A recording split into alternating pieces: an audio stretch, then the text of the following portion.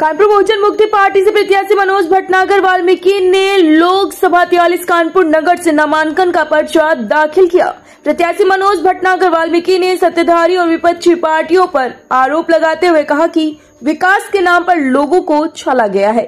युवा बेरोजगार है, किसान परेशान है, वहीं शासन करने वाले मदमस्त हैं। आगामी 13 में होने वाले चुनाव में जनता इन सभी झूठे पुलिंदों का जवाब देते हुए एक निर्णायक स्थिति और अच्छी सरकार बनाने के लिए अच्छे सांसद प्रत्याशी का चयन अवश्य करेगी। टुडे इंडिया लाइव न्यूज से पंकज अवस्थी की खास रिपोर्ट। मैं बहुजन मुक्ति पार्टी से नामांकन कराने आया हूं।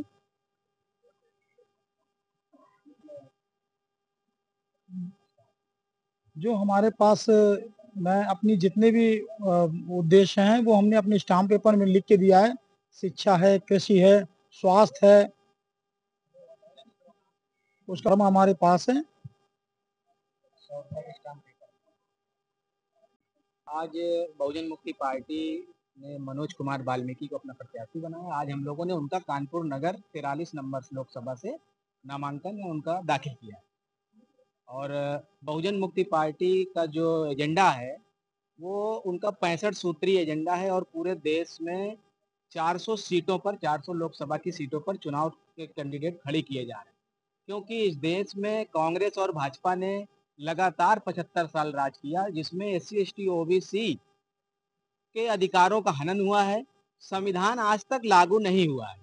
आज जो गठबंधन के लोग मोदी जी के ऊपर आरोप लगा रहे हैं कि संविधान खतरे में है, संविधान खतरे में है, उनको जरा अपना इतिहास पढ़ लेना चाहिए। वो कांग्रेस पार्टी के लोगों ने ही संविधान को 100 बार तोड़ने का काम किया है। आज नौकरियां जो प्राइवेट सेक्टर में चली गई, देश बेचा जा रहा है, जो विदेशी कंपनियां भारत में आ रही हैं, ये सब कांग्रेस ने कानून बनाया है अपने राज्य में, अपने जब उनकी सत्ता थी। तो बहुजन मुक्ति पार्टी इस देश में SC ST OBC और माइनॉरिटी जिनकी संख्या लगभग 90% है, जो आज भी अधिकार वंचित है, उसको न्याय दिलाने के लिए, देश में समता, स्वतंत्रता, बंधुता के आधार पर समाज और देश का निर्माण हो, उसके लिए। और सबसे बड़ी बात, वोट की चोरी हो रही है, EVM से वोटों की चोरी की जा रही है। EVM से लोकतंत्र और संविधान और वोट भी खतरे में है। तो उसको बचाने के लिए 100 रुपए के स्टाम्प पेपर पर इतिहास में पहली बार जो भी जब से 52 से चुनाव हो रहा है, इतिहास में पहली बार कोई ऐसी पार्टी है जो अपना चुनावी घोषणा 100 रुपए के स्टाम्प पेपर पर जनता से लिखकर दे रही है। अगर हम जीतने के बाद ना करें तो जनता हमारे ऊपर मुकदमा कर सकती है। अगर नरेंद्र मोदी जी ने 14 में दिया होता कि हम 15 लाख रुपया देंगे, उसके बाद नहीं दिया, कहा जुमला है।